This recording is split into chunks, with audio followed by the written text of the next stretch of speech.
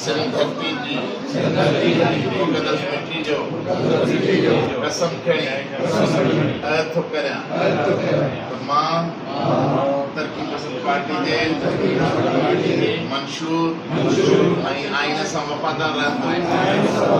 सिंध में इज़त आशवे ऐं ख़ुशहाली जो इनकलाब आणण लाइ हर क़िस्म जी जानी माली क़ुर्बानी ॾियण लाइ तयार रहंदुमि।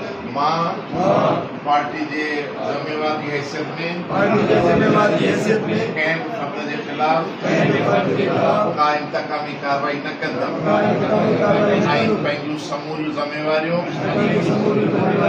नेकनियती सां ईमानदारी सां अदा कंदुमि। जय सिंध। डॉक्टर कादिर मस्री जिंदाबाद।